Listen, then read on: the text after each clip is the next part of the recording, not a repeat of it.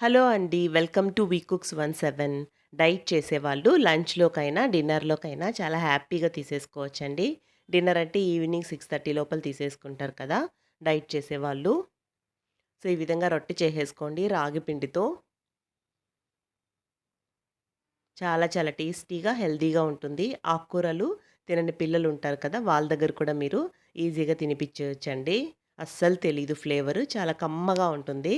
రొట్టెలో వేసేసామంటే. కరివేపాకు, కొత్తిమీర అలా అనుకునేస్తారు. మా అమ్మ అయితే దాన్ని కరివేపాకు అనుకునేసింది నేను చేసిస్తే. సో, ఎలా చేయాలి ఏంటి అనేది ప్రొసీజర్‌లోకెళ్ళి చూసేయండి.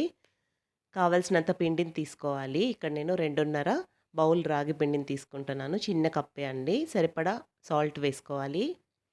వేయించి పొట్టు తీసి పెట్టుకున్న పల్లీలండి. మరీ స్మూత్‌గా కాకుండా ఫైన్ పౌడర్‌లాగా కాకుండా బరగ్గా పట్టేసుకోండి మిక్సీలో. తినేటప్పుడు కమ్మగా ఉంటుందనమాట. డైట్ చేసేవాళ్ళు ఇంత పొడి వద్దనుకుంటే కొన్నిగా వేసుకోవచ్చు. పల్లీలు మంచిదే కదా! ప్రోటీన్ వస్తుంది. పచ్చిమిర్చి పేస్ట్ అండి. పచ్చిమిర్చి పేస్ట్ వేసామనుకోండి బాగా మిక్స్ అయిపోతుందనమాట. సన్నగా తరుక్కున్న ఉల్లిపాయ ముక్కలు అన్నీ వేసేసుకొని ఒకసారి బాగా నలుపుతూ కలిపేసుకోండి. ఈ విధంగా కలపడం వల్ల ఏంటంటే కారం అనేది రొట్టెకి బాగా పడుతుందనమాట. కలుపుకున్న తర్వాత ఇప్పుడు మెయిన్ ఇంగ్రీడియంట్ అండి. హెల్తీ ఇంగ్రీడియంట్ అని చెప్పాను కదా! మునగాకనమాట. మునగాకు నీట్‌గా పుల్లలేం లేకుండా ఒలిచిపెట్టేసుకొని బాగా కడిగి వేసేసుకోవాలి.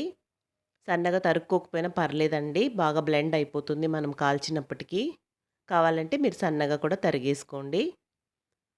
కొద్ది కొద్దిగా నీళ్ళను వేసుకుంటూ పిండి ముద్దలాగా కలిపేసుకోవాలి. మరి హార్డ్‌గా కలుపుకోకండి. చాలా హార్డ్‌గా వచ్చేస్తాయి. కొంచెం మీడియంగా కలుపుకోండి. మునగాకు చాలా హెల్త్‌కి మంచిది కదండీ! మునగాకు వల్ల చాలా ప్రయోజనాలున్నాయి.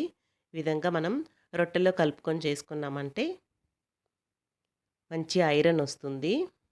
చూడండి ఈ విధంగా కలిపేసుకున్న తర్వాత ఒక 15 మినిట్స్ మూత పెట్టి నానబెట్టేసారనుకోండి బాగా సెట్ అవుతుంది పిండనేది.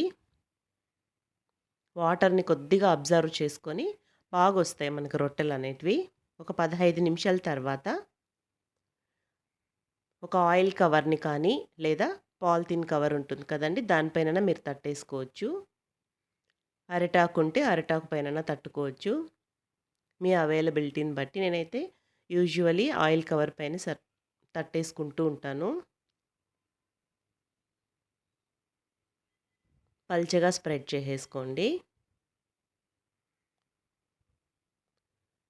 చాలా కమ్మగా ఉంటుందండి. మునగాకు వేసినా కూడా మనకు మునగాకు ఎక్కడ చేదనేదే ఉండదు. ఆయిల్ అయినా పర్లేదు అనుకునే వాళ్ళు కొద్దిగా ఆయిల్‌లో ఫ్రై చేసి కూడా దీంట్లో కలుపుకోవచ్చండి. పాన్ పెట్టుకొని కొద్దిగా ఆయిల్ వేసేసుకొని రొట్టెని వేసేసారనుకోండి. రెండు వైపులా ఆయిల్ వేసుకుంటూ కాల్చుకుంటే రొట్టెలు రెడీ అనమాట. చాలా చాలా హెల్తీగా ఉండే రొట్టెలు. ఇక నేను డైట్ రెసిపీ అన్నాను కాబట్టి ఎక్కువ ఆయిల్ వేయలేదండి. 1-2 డ్రాప్స్ వేస్తున్నానంతే. మూత పెట్టుకొని కుక్ చేసుకున్నామనుకోండి తక్కువ ఆయిల్‌తోనే బాగా కుక్ అయిపోతాయి. మీరు కూడా తప్పకుండా ఒకసారి ఈ రెసిపీని ట్రై చేసి మీ ఫీడ్‌బ్యాక్‌ని కామెంట్ రూపంలో తెలియచేయండి. నచ్చితే లైక్ చేసి సబ్స్క్రైబ్ చేసుకోండి. వీ కుక్స్ 17 ఛానల్‌ని.